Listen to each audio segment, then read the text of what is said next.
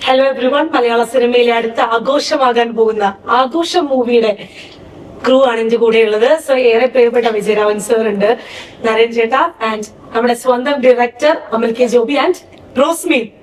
നമ്മുടെ സിനിമയെ കുറിച്ച് പറയുകയാണെങ്കിൽ നമ്മുടെ പാട്ട് കേൾക്കുമ്പോൾ തന്നെ ഇതൊരു ഭയങ്കര ഒരു ആഘോഷമായിട്ടാണ് ഫീൽ ചെയ്യുന്നത്. നമ്മുടെ ക്രിസ്മസിന്റെ ഒരു പാട്ടാണ് ഞാൻ ഫസ്റ്റ് കണ്ടത്. നമ്മുടെ ക്രിസ്മസും കൂടെ വരികയാണ്.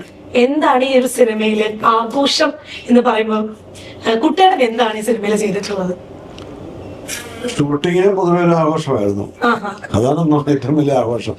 മാത്രമല്ല ഈ സിനിമയുടെ കഥയും അതൊക്കെയാണ് വളരെ ഏറ്റവും ആപ്റ്റായിട്ടുള്ളൊരു പേരാണ്. ഒരു കോളേജും കോളേജ് ക്യാമ്പസും ഒക്കെ. അത് മാത്രമല്ല അതിനോടനുബന്ധിച്ച് മറ്റൊരു കഥയും കൂടെ ഉണ്ട്. എങ്കിലും കോളേജ് ക്യാമ്പസും ഞാൻ ആ കോളേജിന്റെ മാനേജറാണ്. ആ ഒരു ക്യാരക്ടറാണ് ഞാൻ ചെയ്യുന്നത്. പക്ഷെ എനിക്ക് എപ്പോഴും തോന്നിയിട്ടുള്ളത് ഇപ്പൊ കുട്ടികളുടെ ഏത് ക്യാരക്ടറിലേക്കും എന്ന് പറഞ്ഞിട്ട് ഇപ്പൊ കുറെ വർഷങ്ങളായിട്ട് വന്നുകൊണ്ടിരിക്കുക. എനിക്കിപ്പം ഈ അടുത്ത് കുറച്ചായി സിനിമയെങ്കിലും പൂക്കാലം എപ്പോ കാണുമ്പോൾ ഭയങ്കര ഫ്രഷ്നെസ് ഫീൽ ചെയ്യും. പക്ഷെ ഞാൻ എവിടെയും കുട്ടികളുടെ ഒരു ഫിറ്റ്നസിനെ കുറിച്ച് പറഞ്ഞു കണ്ടിട്ടില്ല. ഇപ്പോഴും ഈ ഒരു 74-75 ഏജ് നിൽക്കുമ്പോഴും ഇപ്പോഴും സ്റ്റിൽ യങ്. എന്തെങ്കിലും രഹസ്യം പറയാറുണ്ടോ? ഫുഡോ എന്തെങ്കിലും? ഞാൻ തന്നെ പറഞ്ഞതാണ്. ഏജൊക്കെ പറഞ്ഞിട്ടുണ്ട്. ഞാൻ പറയുന്നത് എന്തിനാണെന്നറിയാമോ? ഇത്രയും പ്രായമുണ്ടെങ്കിൽ എനിക്ക് ഇങ്ങനെയൊക്കെ സാധിക്കുന്നുണ്ട് എന്നുള്ളത് പറയാൻ വേണ്ട. അല്ലാതെ എനിക്ക് പ്രായം പറയാൻ മടിയില്ലാത്ത കാര്യം ഇതാ. ഞാൻ നിൽക്കുന്ന കണ്ടോ? എന്നിട്ട് ഒരാൾ ചോദിക്കാമല്ലോ. ഇപ്പൊ കഴിഞ്ഞ ദിവസം ഷൂട്ടിങ്ങിന് പോയപ്പോ 2 ഡേയും 2 നൈറ്റും 23 പകല്, 23 രാത്രി, 24 പകല്, 24 ഫുൾ നൈറ്റ്. 4, അതായത് 2 ദിവസം ഫുൾ ഞാൻ വർക്ക് ചെയ്തു. അവരോട് അങ്ങനെ പറ്റും എന്നൊക്കെ പറയുന്നു. അപ്പൊ ഇതൊക്കെ ഈ ചെറുപ്പത്തിന്റെ രഹസ്യത, ആ ഒരു മാനസികാവസ്ഥയാണ്. മനസ്സിലായോ? അതായത് പറഞ്ഞത് നമുക്ക് ഇപ്പോഴും പൂക്കാലത്തിന് വേണ്ടി മേക്കപ്പ് ഇടേണ്ടി വന്നല്ലേ? ആ ഒരു പ്രായത്തിലേക്ക് അതോ ഈ മേക്കപ്പ് ഒക്കെ മാറ്റി അപ്പൊ ഇത് മനസ്സിലായല്ലേ? അല്ല, അതിനു വേണ്ടി മേക്കപ്പ് ഇടേണ്ടി വന്നു. ഒറിജിനൽ ആ ഒരു 70-80s വേണ്ടിട്ട്. 78 അല്ല, അത് 100 വയസ്സിനടുത്തുള്ള ഒരു ക്യാരക്ടർ അല്ലേ? പക്ഷെ എന്നാൽ ഒരുപാട് മേക്കപ്പിലല്ലേ എത്തുന്നത്. പിന്നെ മേക്കപ്പ് വേണ്ടേ? അതാ പറഞ്ഞ ഇപ്പോഴും ആ ഒരു സ്റ്റിൽ യങ് എന്ന് പറയുന്നത്. ഞാനൊരു 10 കിലോ കുറച്ചു.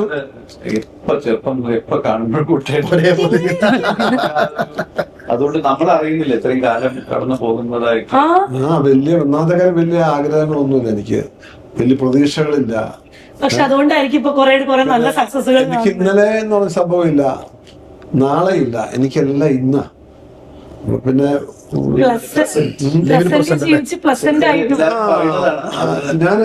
ഞാൻ ജീവിതത്തിൽ അങ്ങനെയല്ല. പ്രാക്ടീസ് ചെയ്യുന്നവരെ കാണുമ്പോൾ എല്ലാത്തിനും വലിയ അങ്ങനെ ആഗ്രഹിച്ചിട്ട് വലിയ കാര്യമൊന്നുമില്ല. അതിന്റെ ഒരു കാര്യം എനിക്ക് ജീവിതം കൊണ്ട് മനസ്സിലായതാ. എനിക്ക് അതേപോലെ ഈ സിനിമയുടെ tag line life is all about celebration. നമ്മളെല്ലാവരും ആഗ്രഹിക്കുന്നത് അങ്ങനെ ജീവിക്കണം എന്ന് ആഗ്രഹിക്കുന്ന ആൾക്കാരാണ് എല്ലാവരും ഉണ്ടാവുക.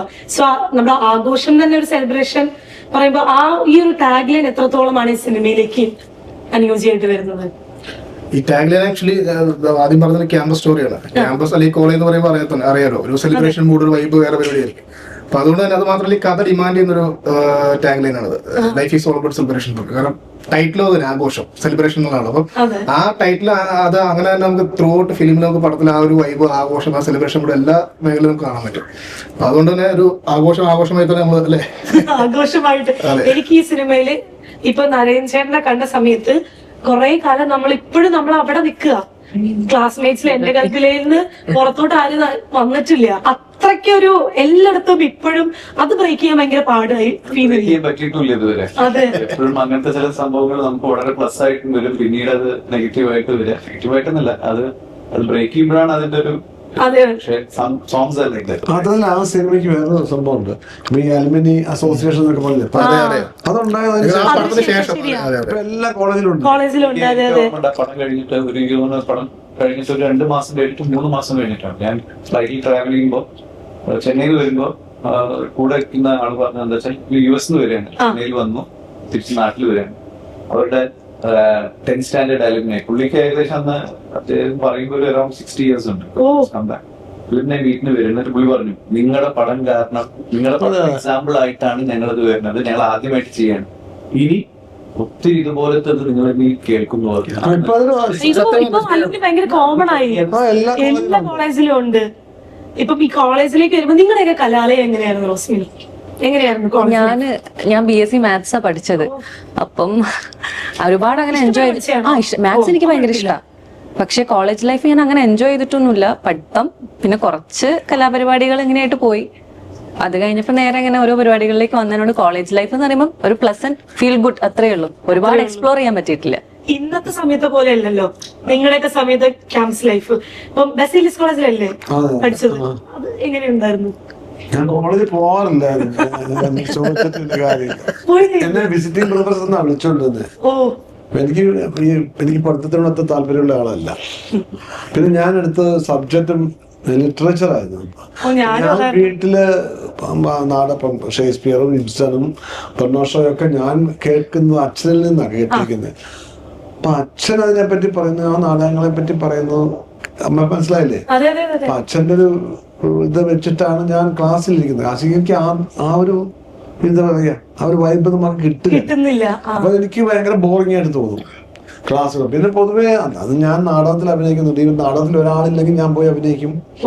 അപ്പൊ ഞാൻ എപ്പോഴും എൻഗേജ് ആയിരുന്നു. എനിക്ക് വേണ്ടി കോളേജിന്റെ അങ്ങനെയുള്ള രസങ്ങൾ. പിന്നെ ഇടയ്ക്ക് പറഞ്ഞ ഒരു ജോഷി സാർ ക്ലാസ്മേറ്റ്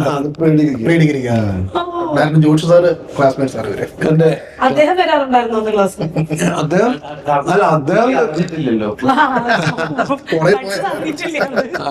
അന്ന് പിന്നെ ഹോസ്റ്റലായിരുന്നു. ഹോസ്റ്റലിൽ പിന്നെ ചില 2 ദിവസമൊക്കെ ഞാൻ പോകും. പിന്നെ ഞാൻ വീട്ടിലോട്ട് പോരും. അല്ല, ഞാനന്ന് ചേർത്തല SM കോളേജിലാണ് പഠിച്ചത്. അപ്പൊ ഞാനൊരു ചിലപ്പോ വ്യാഴാഴ്ച പോരും, വെള്ളി ശനി ഞായറൊക്കെ ചിലപ്പോ തിങ്കളാഴ്ച പോകില്ല, ചൊവ്വാഴ്ച പോകും. അങ്ങനെയൊക്കെ ഇന്നത്തെ പിള്ളേർ ആഗ്രഹിക്കുന്ന ക്യാമ്പസ് ലൈഫ് പണ്ടേ ഞാൻ പക്ഷെ നല്ലോണം എൻജോയ് ചെയ്തിട്ടാണ്. ഞാൻ എൻട്രി ചെയ്യുമ്പോ തന്നെ അറിയായിരുന്നു this is going to be might be the best years. പിന്നെ കറക്റ്റ് ഫ്രണ്ട്സ് കിട്ടി. എവിടെയായിരുന്നു പഠിച്ചേ? തൃശ്ശൂർ കേരളത്തിലെ +2 സെന്റ് തോമസിലായിരുന്നു. അല്ല, അന്നൊക്കെ പഠിക്കും വേറെ വലിയ കുഴപ്പമാണ്. ഇന്ന് ഈ പെമ്പിള്ളേർ നോക്കാനൊന്നും പറ്റില്ല. അപ്പൊ നോക്കിക്കഴിഞ്ഞാൽ വലിയ വിളിച്ച് ക്ലാസ്സിൽ ഇവിടെ പ്രിൻസിപ്പൽ വിളിക്കുന്നു, എന്താണ് അവിടെ കൂട്ടം കൂടി നിൽക്കുന്നുണ്ടല്ലോ പെമ്പിള്ളേർ ആമ്പിള്ളേർ എന്നൊക്കെ ചോദിക്കുന്ന കാലാണ്. ആലോചിച്ചോക്കെ ഇപ്പോഴത്തെ കാലത്ത് നോക്കുമ്പോ അങ്ങനെയൊക്കെ ഉള്ള അവസ്ഥയില് എന്തിനാ അങ്ങോട്ട് പോകുന്നത്? എനിക്ക് I had very good friends. പിന്നെ ഞാൻ 2-3 കോഴ്സ് മാറി. അവസാനം സ്റ്റാറ്റിസ്റ്റിക്സിലാണ് ഞാൻ degree pass out. Actual science എന്ന് പറഞ്ഞൊരു കോഴ്സിന് ജോയിൻ ചെയ്തു. അത് പുതിയൊരു ആദ്യമായിട്ട് ഇന്ത്യയിൽ തുടങ്ങിയ ഒരു കോഴ്സ് ആയിട്ടായിരുന്നു. അത് 1 വർഷം പഠിച്ചു. ആദ്യം മാത്സിന് ജോയിൻ ചെയ്തു, പിന്നെ ആക്ച്വൽ സയൻസിലേക്ക് മാറി. ഞാൻ അതിന്റെ പേര് കേട്ടപ്പോ ഒരു പുതുമ തോന്നി. ആക്ച്വൽ സയൻസ്, അതെന്താണ് പറഞ്ഞു കൊടുക്കല്ലോ. അത് ഈ ചാർട്ടേഡ് അക്കൗണ്ടൻസിയുടെ ഒക്കെ ഒരു ഫോം സംഭവമാണ് അത്. അപ്പൊ അത് 1 വർഷം പഠിച്ചു കഴിഞ്ഞപ്പോഴാണ് കാലിക്കറ്റ് യൂണിവേഴ്സിറ്റിക്ക് മനസ്സിലായത് അങ്ങനെ ഒരു കോഴ്സ് ഈ കോളേജിൽ എടുത്തത്. കാരണം അതിന് പരീക്ഷ നടത്തിയില്ല. ഞങ്ങളും എല്ലാ സ്റ്റുഡൻസും കൂടിയിട്ട് പോകും അവിടെ കാലിക്കറ്റ് യൂണിവേഴ്സിറ്റി പോയി. എന്റെ അടുത്ത് ചോദിച്ചു, ഞങ്ങൾ അറിയാതെ അങ്ങനെ ഒരു കോഴ്സ്. ഞാൻ പറഞ്ഞു, ഞങ്ങൾ 1 വർഷം പഠിച്ചു. അങ്ങനെ അത് അവര് ചെക്ക് ചെയ്തപ്പോ അവർക്കൊരു തെറ്റ് പറ്റിയതാണ്. അപ്പൊ ആ സമയത്ത് എന്റെ ഒരു ക്ലാസ്മേറ്റ് ഒന്ന് പറഞ്ഞാ, ഞാൻ മാറും, ഞാൻ സ്റ്റാറ്റിസ്റ്റിക്കിലേക്ക് മാറും. ഞാൻ പറഞ്ഞു, അങ്ങനെയാണെങ്കിൽ ഞാൻ എന്ത് ചെയ്യും? ഞാൻ നോക്കിയപ്പോ 2 സീറ്റില്ല. നമുക്ക് ഓക്കെ മാറാം. അപ്പൊ നമുക്ക് ഏതായാലും നമുക്ക് വലിയ വ്യത്യാസമൊന്നും ഇല്ലാത്തതുകൊണ്ട്, കാരണം സിനിമയാ മോഹമാണല്ലോ മനസ്സിൽ. അപ്പൊ അങ്ങനെ സ്റ്റാറ്റിസ്റ്റിക്സിലേക്ക് മാറി. അങ്ങനെ 2 വർഷം കൊണ്ട് 3 വർഷത്തെ ഇത് പഠിച്ച് എഴുതി. പിന്നെ ഞാൻ ഡ്രാമയൊക്കെ ട്രൈ ചെയ്യുന്ന അവിടെയായിരുന്നു. യൂണിവേഴ്സിറ്റി ഐ മീൻ ആ കോളേജിൽ ഫസ്റ്റ് ആയി, ഡിസ്ട്രിക്റ്റിൽ പോയി, യൂണിവേഴ്സിറ്റി ബെസ്റ്റ് ആക്ടർ ആയിരുന്നു ആ വർഷം. നമുക്കൊരു ചെറിയ പ്രണയം ഉണ്ടായിരുന്നു. ആ കുട്ടീനെ ഇംപ്രസ് ചെയ്യാൻ പല കഥകളും. ആ കുട്ടി കല്യാണം കഴിച്ചു വേറാണ്. അപ്പൊ അങ്ങനെയൊക്കെ ഒരു ഇറ്റ് വാസ് എ ബ്യൂട്ടിഫുൾ, ഭയങ്കര മെമ്മറീസും ഇതൊക്കെ. ഭയങ്കര അടിപൊളി കോളേജ് ലൈഫ്. ഈ സിനിമയിലേക്ക് വരുമ്പോ സ്വന്തം കോളേജിൽ എന്തെങ്കിലും സാധനങ്ങളൊക്കെ സിനിമയിൽ കൊണ്ടുവന്നിട്ടുണ്ടോ?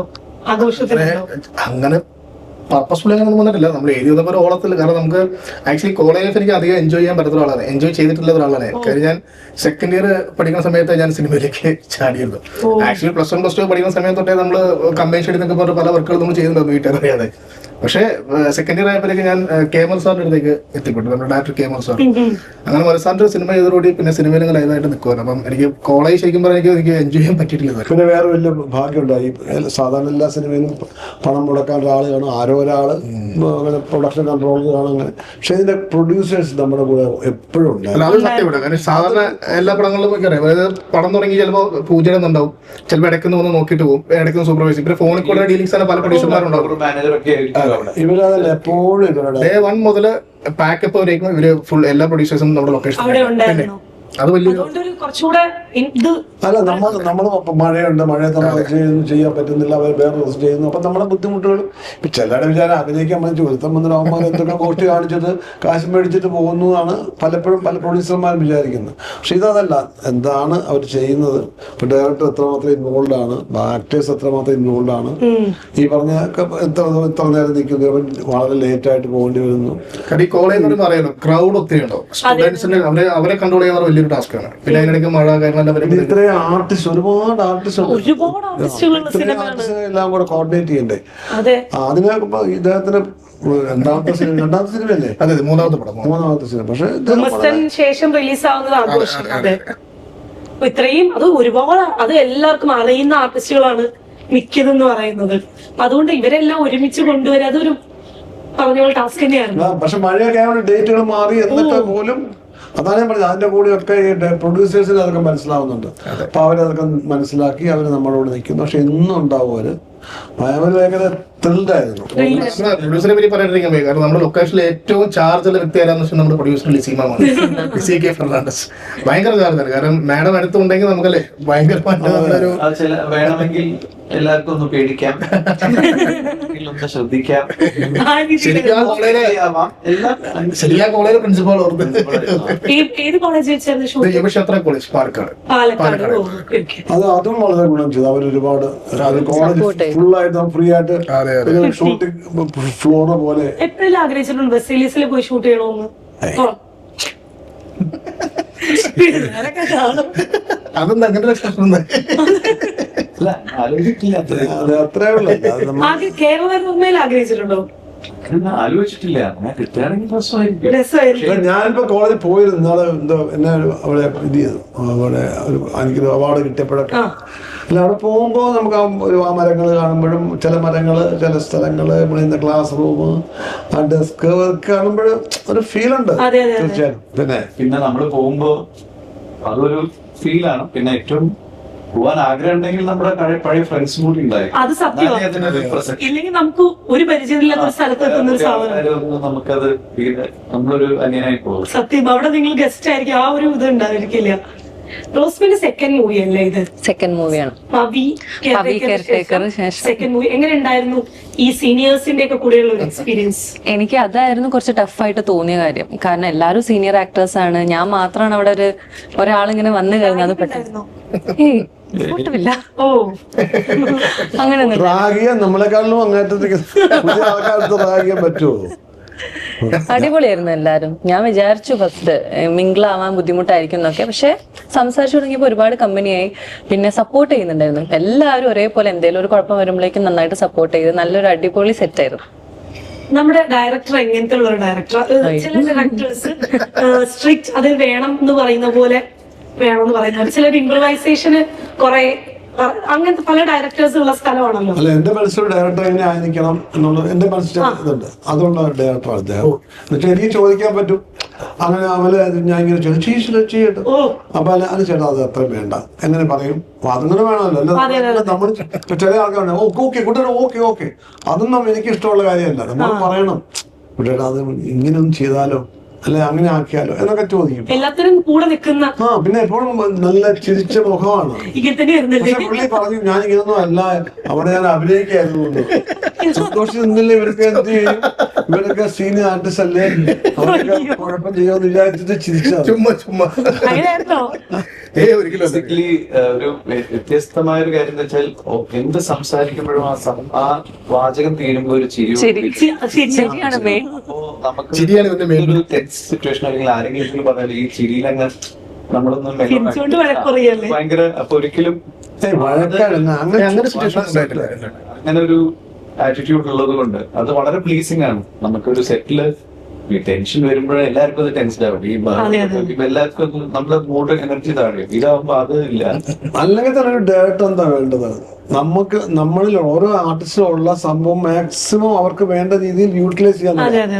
അത് ദേഷ്യപ്പെട്ട് നമ്മളെ അഭിനയിക്കണമെന്ന് പറഞ്ഞാൽ പറ്റുന്ന കാര്യമാണ്. അത് അവരറിയാതെ അവരിൽ നിന്ന് നമുക്ക് ആവശ്യമുള്ളത് എടുക്കാന്നുള്ളത്. അതിന് ഇപ്പൊ കൃഷ്ണൻ എന്ത് തോന്നുന്നു, പണ്ട് ചെയ്ത സിനിമകളിൽ നിന്ന് ഇപ്പൊ ഒരുപാട് വ്യത്യസ്ത ക്യാരക്ടേഴ്സ് കിട്ടുന്നുണ്ടല്ലോ. അപ്പം ഇന്നാണ് മലയാള സിനിമ വളരെയധികം കുട്ടികളെ യൂസ് ചെയ്യുന്നുണ്ട്, അല്ലെങ്കിൽ ഇപ്പോഴാണ് ആ ഒരു ഫുൾ ഫ്ലഡ്ജിലേക്ക് വന്നിരിക്കുന്നതൊക്കെ കുറെ ഇത് കാണുന്നുണ്ട്. ഞാൻ ക്യാരക്ടർ റോളിൽ ചെയ്യുന്നുണ്ട്. 10-35 വർഷം മുമ്പല്ലേ ചേരാടിക്കറിയാൻ ചെറുപ്പത്തിലല്ലേ. അതിനുശേഷം ഒരുപാട് പണി ചെയ്തിട്ടുണ്ട്. കുറെ വ്യത്യാസമാണ്. പക്ഷെ ഇപ്പം എന്നെ ഈ പറഞ്ഞ പോലെ കുറെ കൂടെ ആൾക്കാർ ചെറുപ്പം മാറ്റി. വില്ലനെ ഞാൻ മാറിയിട്ടില്ല. എല്ലാം ചെയ്യാൻ പറ്റുന്ന ഒരു ഇതിലേക്ക് വന്നില്ലേ. അങ്ങനെ ഒന്നാമത്തെ കാര്യം തെറ്റായ ധാരണയാണ്. വില്ലൻ, കോമഡി, ഹീറോ, ആ ധാരണയെ തെറ്റാണ്. ഓരോന്നോരോ ക്യാരക്ടർ. എന്താ ചെയ്യാനാ കൂടുതൽ ഇഷ്ടം? എനിക്ക് നല്ല ക്യാരക്ടർ, ഞാനല്ലാതെ വിജയരാഘവൻ എന്ന് പറഞ്ഞ വ്യക്തി അല്ലാതെ എന്റെ അംശങ്ങളില്ലാതെ മറ്റൊരു ക്യാരക്ടറായിട്ട് ചെയ്യുന്നതാണ് എനിക്ക് ഏറ്റവും ഇഷ്ടം. എനിക്കൊരു ഹീറോ ആവുന്നതോ അങ്ങനെ ഒരു കാറ്റഗറൈസ് ചെയ്തിട്ടില്ല ഞാൻ എന്റെ മനസ്സിൽ. ഞാൻ ആ ക്യാരക്ടറായിട്ടാണ്. അപ്പൊ ഞാനൊരു വില്ലൻ ആകുകയാണെങ്കിൽ എന്തുകൊണ്ട് അയാൾ അങ്ങനെ ചെയ്യുന്നു? അയാൾ ഒരാളോട് ഒരു പ്രതികാരം ഉണ്ടെങ്കിൽ അയാൾക്ക് അതിനോട് കാരണം വേണ്ടേ? ആ കാരണത്തിനുള്ള പ്രതികരണമായിരിക്കും എന്റെ ക്യാരക്ടർ ചെയ്യുന്നത്. അല്ല ഞാൻ അയാളെ വില്ലനായിട്ടോ അല്ല ഹീറോ ആയിട്ടോ അല്ല കൊമേഡിയനായിട്ടോ ഞാനൊരു ഹ്യൂമർ സിറ്റുവേഷൻ ആണ്. ആ ക്യാരക്ടർ ആ സമയത്ത് എങ്ങനെയായിരിക്കും എന്ന് മാത്രം. അത് അത്രേ ഉള്ളൂ. ഇപ്പൊ കുറെ നായകനായിട്ടുണ്ട്, ഇടയ്ക്ക് സപ്പോർട്ടിങ് എല്ലാ ക്യാരക്ടേഴ്സിലൂടെയും ഇതേപോലെ തന്നെ നരഞ്ചേട്ടനും പോകുന്നുണ്ട്. പേഴ്സണലി എങ്ങനത്തെ ക്യാരക്ടേഴ്സ് ആണ് എപ്പോഴും കുറച്ചുകൂടെ എല്ലാ ആക്ടേഴ്സിനും അവരെ മാക്സിമം ട്രൈ ചെയ്യണം എന്ന് ആഗ്രഹിക്കുന്നവരായിരിക്കും ചെയ്യാത്ത ക്യാരക്ടേഴ്സിലേക്ക് എത്തുക. ഇപ്പൊ നമ്മുടെ മമ്മൂക്കയുടെ സിനിമ തന്നെ കളങ്കാവലൻ അതിന് വലിയൊരു ഉദാഹരണം. എങ്ങനത്തെ ക്യാരക്ടേഴ്സിലേക്കൊക്കെ പോകണം എന്നാണ് ആഗ്രഹിക്കുന്നത്? അങ്ങനെ ഒരു പ്രത്യേകിച്ച് നമുക്ക് അങ്ങനെ പറയാൻ പറ്റുമെന്ന് അറിയില്ല. നമ്മൾ ആഗ്രഹിക്കുന്നത് ഇങ്ങനെ വിട്ടാൽ നമ്മളിലേക്ക് വരാത്തത് കൊണ്ട്. ഇപ്പൊ ഞാൻ ഫോർ എക്സാമ്പിൾ ക്ലാസ്മേറ്റ്സ് കഴിഞ്ഞിട്ട് ഞാൻ വളരെയധികം ആഗ്രഹിച്ചിരുന്ന ഒരു ലവ് സ്റ്റോറി ചെയ്യണം. എത്ര വർഷമായി ഒരു ലവ് സ്റ്റോറി പോലും വന്നിട്ടില്ല. അപ്പൊ അത് ആഗ്രഹിക്കുന്നതിൽ ഡിഫറെന്റ്. പിന്നീട് പല ലവ് സ്റ്റോറീസ് വരുമ്പോ അതാത് സമയത്തുള്ള ഡയറക്ടേഴ്സ്, അന്ന് എനിക്ക് വന്നിരുന്ന ക്യാരക്ടേഴ്സ് ഒക്കെ ഭയങ്കര വിചിത്രമായി. ഞാൻ ക്ലാസ്മേറ്റ്സ് കഴിഞ്ഞിട്ട് എനിക്ക് വന്നിട്ടുള്ള ഒരു മെയിൻ ക്യാരക്ടറാണ് എലിപ്പിടുത്തക്കാരൻ. ഞാനോ വ്യത്യസ്തമായിരിക്കാം. എന്തിനാ ഇങ്ങനെയൊക്കെ ചിന്തിക്കുന്നത്? അങ്ങനത്തെ ഇതൊരു എക്സാമ്പിൾ. ഇങ്ങനത്തെ ഒരു 10-20 ഒന്ന് വന്നിട്ടുണ്ടായിരുന്നു. അപ്പത്തില് ഞാൻ തമിഴിനും കൂടി ഉള്ളതുകൊണ്ട് എനിക്ക് ഭയങ്കര ടെൻസ്ഡ് ആയിട്ടൊക്കെ അങ്ങനെയാണ് ഞാൻ തമിഴിൽ കുറച്ച് ഫോക്കസ് ചെയ്യാൻ തുടങ്ങി. അപ്പൊ പിന്നീട് പ്രേമൊക്കെ വന്ന സമയത്ത് അതാത് ഡയറക്ടേഴ്സ് അപ്പം എന്റെ അടുത്ത് പറഞ്ഞു, അതിനെ വെച്ചൊരു ലവ് സ്റ്റോറി ചെയ്യാം. ഒന്നും ചെയ്യായിരുന്നില്ലേ? ഇതിനൊക്കെ ഓരോ ടൈമിങ് ഓരോ കാര്യങ്ങളുണ്ട്. അപ്പൊ നമ്മൾ അങ്ങനെ പ്രതീക്ഷിച്ചിട്ട് കാര്യമില്ല. നമുക്ക് ആസ് എൻ ആക്ടർ നമ്മളല്ലാതെ അല്ലെങ്കിൽ റിപ്പീറ്റേറ്റീവ് അല്ലാത്ത ക്യാരക്ടേഴ്സ് ചെയ്യാനാണ് താല്പര്യം. ഹ്യൂമർ ആവാം, ഫീൽ ഗുഡ് ആയിരിക്കാം, ഭയങ്കര സ്ട്രോങ് പവർഫുൾ ഇമോഷണൽ ഇതുള്ളതായിരിക്കും. എനിക്ക് ബേസിക്കലി തോന്നിയിട്ടുള്ളത് എനിക്ക് താല്പര്യം വൾണറബിൾ ആയിട്ടുള്ള കാര്യം, വളരെ പവർഫുൾ ആയിട്ടുള്ള ഒരാള് വളരെ വീക്ക് ആവുന്ന ഒരു അവസ്ഥ ഫേസ് ചെയ്യുന്ന സിറ്റുവേഷൻസ്. ഐ മീൻ ലൈഫ് വില്ലനായിട്ട് വരുമ്പോ അങ്ങനെ ഫേസ് ചെയ്യുന്ന ക്യാരക്ടേഴ്സിന്റെ ഭാഗമാവാൻ ഇഷ്ടമാണ്. ഇതില് സർ ആയിട്ടാണല്ലേ സൂരജ് എന്നാണ് ക്യാരക്ടർ. സൂരജ് ഇവിടെ മിസ്സാണല്ലേ? അതെ, അഞ്ജലി. നിങ്ങൾക്കിടയിൽ ഒരു പ്രണയം ഞാൻ പാട്ടുകളിലൂടെയും ട്രെയിലറിലൂടെ ഒക്കെ കണ്ടു. അഞ്ജലിക്ക് എങ്ങനെ ഉണ്ടായിരുന്നു? അഞ്ജലിക്ക് ചെറുതായിട്ടൊരു ഇവിടെ അഞ്ജലിക്കാണ് ഉള്ളത്. സൂരജിന് ഈ പടത്തില് കുറച്ച് സൂരജിന്റെ ഒരു കഥ ഒരു അല്ലെങ്കിൽ ഈ പടത്തിൽ വേറെ ഒരു സംഭവം നമ്മൾ പറഞ്ഞു പോകുന്നുണ്ട്. അപ്പോ വളരെ സീരിയസ് ആയ ഒരു വിഷയത്തിൽ ഒക്കെ പോകുന്നുണ്ട്. അത് സൂരജിന് അങ്ങനെ അതുകൊണ്ട് അതിനുള്ള സമയമൊന്നും സൂരജ് ശ്രദ്ധിച്ചിട്ടില്ല. പക്ഷെ അഞ്ജലിക്ക് ഒരു ക്രഷ് ഉണ്ടായിരുന്നു. പാട്ടിലൊക്കെ എവിടൊക്കെ ഒരു ചെറിയ നോട്ടത്തിലൂടെ കൺവേ ചെയ്തിട്ടുണ്ടായിരുന്നു. അഞ്ജലി ട്രൈ ചെയ്തു. സൂരജ്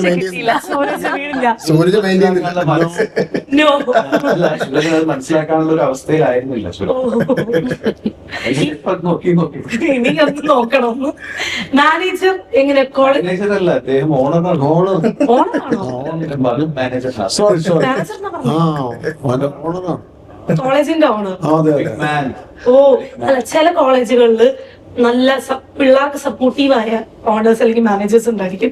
അല്ലെങ്കിൽ പിള്ളേർ എന്ത് പറഞ്ഞാലും പറ്റില്ല എന്ന് പറയുന്നത്. ഇതിൽ എങ്ങനത്തെ ഒരു മാനേജറാണ് അല്ലെങ്കിൽ എങ്ങനത്തെ ഒരു പ്ലീസിംഗ് ആയിട്ട് എല്ലാവരും വളരെ പ്ലീസിംഗ് ആയിട്ട് പിന്നെ വന്ന എല്ലാവർക്കും നല്ലവനായ അങ്ങനത്തെ ഒരാളായിട്ട് നന്മയുള്ള നന്മയുടെ പ്രതീകമാണ്.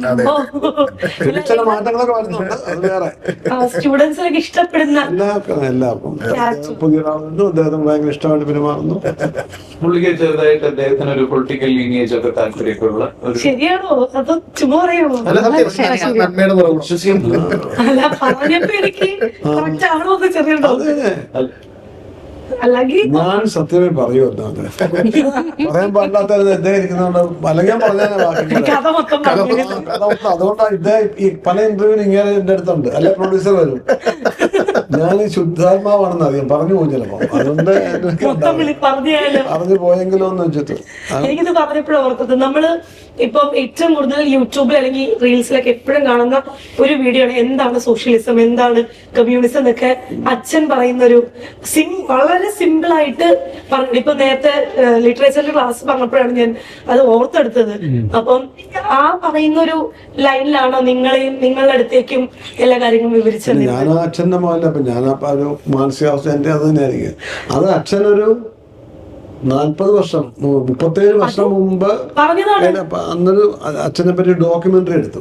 ആ ഡോക്യുമെന്ററിയിലെ ഒരു നാടകത്തിലെ NOC എന്ന് പറഞ്ഞ നാടകത്തിലെ ഒരു സീനാണ്. ആ നാടകം ആ സീൻ റീക്രിയേറ്റ് ചെയ്തു. അതാണ് സംഭവം. അതായത് 40 വർഷം മുമ്പ് പുള്ളി പറഞ്ഞ കാര്യം അത്. ഇപ്പോഴാണ് അതിനെ കുറിച്ച് പലരും സംസാരിച്ചു തുടങ്ങുന്നത്.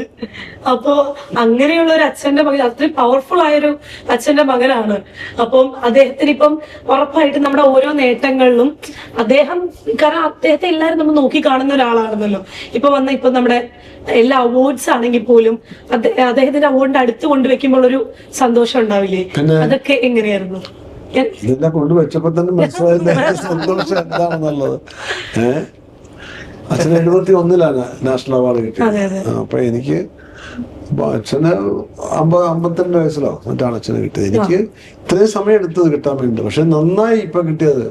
പിന്നെ ചിലപ്പോൾ കിട്ടിയപ്പോ നമ്മൾക്കൊക്കെ ജാട വരാൻ ചിലപ്പോൾ ചെറുപ്രായത്തിലൊക്കെ കിട്ടിക്കഴിഞ്ഞാലേ, ഇതിപ്പോ ഞാൻ കിട്ടുകയില്ല എന്ന് വിചാരിച്ചൊരു പ്രായമുണ്ടല്ലോ. പണ്ടൊക്കെ പ്രതീക്ഷിക്കും നമ്മൾ ആദ്യകാലത്തൊക്കെ സിനിമയിൽ അവാർഡ് അച്ഛന് പറയും ഇതിന് അവാർഡ് ഉണ്ട് കേട്ടോ. എന്റെ ചില സിനിമകളൊക്കെ ഈ അവാർഡിനൊക്കെ പോയിരുന്നു. ആ കമ്മിറ്റിയുള്ള ആൾക്കാർ വരെ എന്നെ വിളിച്ച് പറഞ്ഞിട്ടുണ്ട്, ചേട്ടാ നാളെ അനൗൺസ്മെന്റ് ഉണ്ട് ചേട്ടനാ എന്ന് പറഞ്ഞിട്ടുണ്ട് എന്നോട്. എന്നിട്ട് കിട്ടിയില്ല. പിന്നെ ഞാൻ ഇപ്പൊ എന്റെ ജീവിതത്തിൽ അങ്ങനെ വലിയ പ്രതീക്ഷകൾ ഇല്ലാതിരുന്ന സമയത്ത് ഈ തലേ തേങ്ങ വീഴുന്ന പോലെ വീണതാ. അപ്പൊ അതുകൊണ്ട് അതിന്റെ മനസ്സിലായില്ല, പുച്ഛം എന്നല്ല ഞാൻ പറഞ്ഞത്. അപ്പൊ നമ്മൾ ഈ പറഞ്ഞ അങ്ങനെ ഒരു ഇങ്ങനെ സംഭവം എക്സൈറ്റ്മെന്റ് ഇല്ല. സന്തോഷം. പക്ഷെ ഞാൻ ഇന്നാളൊരു പറഞ്ഞ പോലെ ഇപ്പൊ ഇത് കിട്ടിയതുകൊണ്ട് ഞാനൊരു മഹാനടനായെന്നോ ഇന്നലെ വരെ ഇത് കിട്ടാത്തതുകൊണ്ട് ഞാൻ മോശം നടനായിരുന്നെന്നോ ഞാൻ വിശ്വസിക്കുന്നില്ല. ഞാൻ കൊള്ളാവുന്ന നടനാണെന്നുള്ള ബോധ്യമാണ് എന്നെ നിലനിർത്തുന്നത്. അതാണ് നമ്മളും നമുക്ക് വലിയ ഞെട്ടലുണ്ടായിരുന്നില്ല. കൂട്ടുകാരെന്ന് കിട്ടിയപ്പോ നമ്മൾ എക്സ്പെക്ട് ചെയ്തില്ലേ? അല്ല, നമ്മൾ എക്സ്പെക്ട് ചെയ്തല്ലേ ഇതിന് മുന്നേ കിട്ടേണ്ടതാണെന്ന് നമ്മൾ ആഗ്രഹിച്ചത്. അതെ, തീർച്ചയായിട്ടും.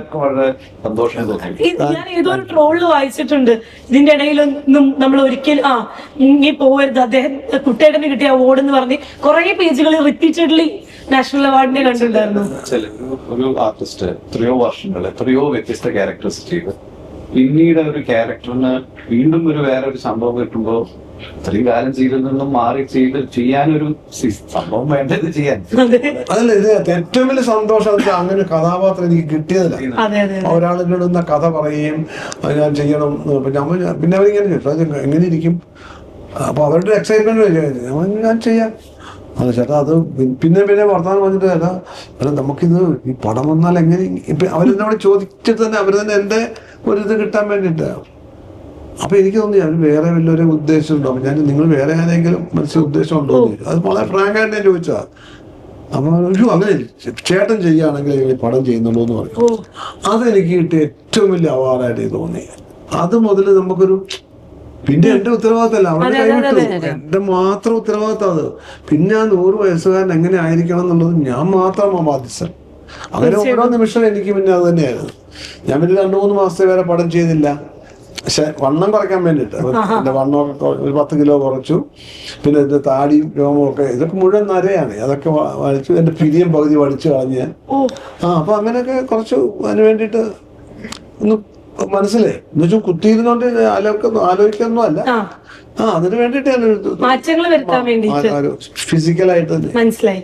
ഇപ്പൊ ഇതേപോലത്തെ നമ്മൾ ഓരോ സിനിമ പറയുമ്പോഴും എപ്പോഴും നരേനെ കാണുമ്പോൾ ഒരിക്കലും നമുക്ക് മാറ്റി നിർത്താൻ പറ്റാത്തൊരു ചോദ്യമാണ്. ക്ലേശിയാണെന്ന് എനിക്കറിയാം, ഒരിക്കലും ചോദിക്കരുത് എന്ന് പറയുന്നത് എനിക്കറിയാം. എന്നിട്ടും ചോദിക്കുമ്പോൾ നമുക്കൊരു അറിയാനൊരു ആകാംക്ഷ. കൈതീറ്റു ഒന്നും ആയിട്ടില്ല, അത് കുറച്ച് ഡിലേ ആവുമെന്ന് തോന്നുന്നു. അതിന്റെ കൺഫർമേഷൻ വെയിറ്റ് ചെയ്യാണ് നമ്മള്. ഇന്നലെ കൂടി പ്രൊഡ്യൂസറെ കണ്ട് സംസാരിച്ചു. അപ്പൊ അത് വെയിറ്റിംഗ് ആണ്. പക്ഷെ ആരെന്ത് ആ സിനിമയെ കുറിച്ച് പറഞ്ഞാൽ പോലും ആ സിനിമയിൽ ഒരു വാക്ക് പോലും പറയാത്ത ആള് എനിക്ക് തോന്നിയിട്ടുള്ളത്. വിക്രം ഇറങ്ങിയ സമയത്ത് വിക്രവും കയ്യിൽ തമ്മിൽ എന്തെങ്കിലും ബന്ധമുണ്ട്? ഒരു ബന്ധവും ഇല്ലല്ലോ എന്ന് പറയും. പിറ്റേ ദിവസം ലോകേഷ് ട്വീറ്റ് ചെയ്തു, നിങ്ങളിത് കണ്ടിട്ടേ പോകാവൂന്ന്. ദിവസം രാത്രി ട്വീറ്റ് ചെയ്തു, പറയരുതെന്ന് പറഞ്ഞു.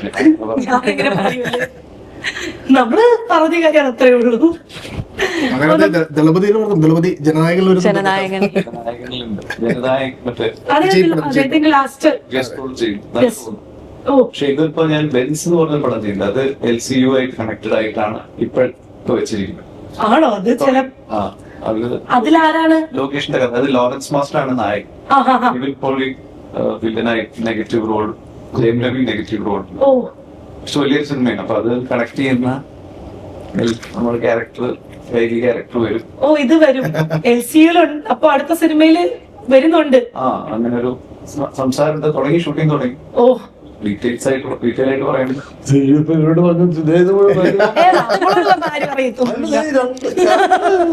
ഇതറിയാം, ഇത് പലർക്കും അറിയാം. ഇത് പലർക്കും അറിയാം. ലോകേഷിന്റെ കഥയാണ്. പുള്ളിയുടെ കഥയാണെങ്കിൽ തന്നെ നമ്മളെല്ലാരും ചോദിക്കൂലേ LCU ബന്ധമുണ്ടോ എന്നുള്ളത്. അതാണല്ലോ എല്ലാവർക്കും അറിയേണ്ടത്. അപ്പൊ നമ്മുടെ ആഘോഷത്തിലേക്ക് വരികയാണെന്നുണ്ടെങ്കിൽ നമ്മൾ പറഞ്ഞതുപോലെ മുഴുവൻ ഒരു ക്യാമ്പസ് ചിത്രമാണ്. അപ്പൊ ഇവരെ നമ്മൾ നരേനൊക്കെ എപ്പോഴും കൂടുതൽ കണ്ടിട്ടുള്ളത് ക്യാമ്പസിലെ ഒരു സ്റ്റുഡന്റ് ആയിട്ട് കണ്ടിട്ട് ഇപ്പൊ പെട്ടെന്നൊരു സാർ വേഷത്തിലേക്ക് എത്തിയിരിക്കുന്നു, ഒരു മാസ്റ്റർ ആയിട്ട് വന്നിരിക്കുകയാണ്. ആൻഡ് ആ ഒരു മൊമെന്റും കൂടെ പറഞ്ഞ് നമുക്ക് പയ്യെ. യെസ്, എനിക്ക് വലിയ വ്യത്യാസമൊന്നും തോന്നിയില്ല. ഇപ്പോഴത്തെ അധ്യാപകരൊക്കെ ഏകദേശം കുടുംബം തന്നെയല്ലേ? ഞാൻ കുറച്ച് കൊല്ലം പഠിച്ചിറങ്ങിയോണ്ടേ ഇപ്പൊ കുറെ കൂടി ഫ്രണ്ട്ലി ആയിട്ടുള്ള അറ്റ്മോസ്ഫിയർ. പിന്നെ എന്താ വെച്ചാൽ ക്ലാസ് റൂമില് മുമ്പ് ഞാൻ അവിടെ ബെഞ്ചിലിരിക്കുമായിരുന്നു, ഇപ്പൊ ഞാൻ ബുക്കെടുത്തിട്ട് പഠിപ്പിക്കുന്നു എന്ന് പറയുന്ന ഒരു സാധനത്തിന്റെ ഒരു വ്യത്യാസം. എപ്പോഴും ആഗ്രഹിച്ചിട്ടുണ്ടോ സാർ ആവണമെന്ന്? ഇല്ല. എപ്പോഴും ആഗ്രഹിച്ചിട്ടുണ്ടോ? ഇല്ല ഇല്ല. മാത്സ് പഠിച്ചപ്പോഴും ആഗ്രഹിക്കില്ല? ഇല്ല ഇല്ല. മാത്സ് പഠിക്കാൻ ഇഷ്ടം, പഠിപ്പിക്കാൻ കുറച്ച് പാടുള്ള സബ്ജക്ട് അല്ലേ. പഠിച്ചതന്നെ എങ്ങനെയാണ് ഇപ്പോഴും പഠിച്ചോണ്ടിരിക്കുക. നമ്മുടെ ഷൂട്ടിന് ഇടയ്ക്ക് ബ്രേക്ക് എക്സാം ഞാൻ MBA ചെയ്യുന്നുണ്ട് ഡിസ്റ്റന്റ് ആയിട്ട്. സൈഡായിട്ട് ഹോബി ആയിട്ട് വന്നാണ്. ഞാനും MBA രജിസ്റ്റർ ചെയ്ത ഏതൊരു ഫംഗ്ഷൻ എന്തോ കഴിഞ്ഞപ്പോണ്ടല്ലോ രാത്രി തന്നെ പോയി എക്സാം നമ്മള് പാക്കപ്പിന്റെ അന്ന് പോയ ഒന്നും കിട്ടാറില്ല. എവിടെ പോയി അപ്പൊ ഉടനെ എവിടേക്കോ പരീക്ഷ എഴുതും. അയ്യോ, നമ്മളൊക്കെ രജിസ്ട്രേഷൻ മാത്രമേ ഉള്ളൂ, പഠിക്കലില്ല, എക്സാം ഇല്ല. അതൊക്കെ ഒന്ന് മാറ്റി വെക്കാറുണ്ട്.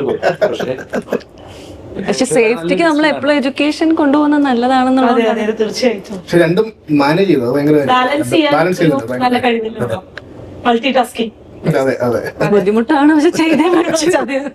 അപ്പൊ നമ്മളെല്ലാവരും കാത്തിരിക്കുന്ന മലയാളത്തിലെ ഏറ്റവും പുതിയ സിനിമയാണ് ആഘോഷം. ഇപ്പൊ എന്നെ സംബന്ധിച്ചൊരു വലിയ ആഘോഷമാണ്. കാരണം എനിക്ക് ഏറ്റവും ഇഷ്ടപ്പെട്ട ആൾക്കാരുടെ കൂടെ കുറച്ചു നേരം സംസാരിക്കാനുള്ളൊരു അവസരം എന്ന് പറഞ്ഞാൽ ഇറ്റ്സ് പേഴ്സണലി എനിക്കൊരു ആഘോഷമാണ്. അതുപോലെ തന്നെ ഒരു വലിയ ആഘോഷമാവട്ടെ നമ്മുടെ സിനിമ എന്ന് ആശംസിക്കുകയാണ്. അപ്പോൾ thank you so much. Thank you.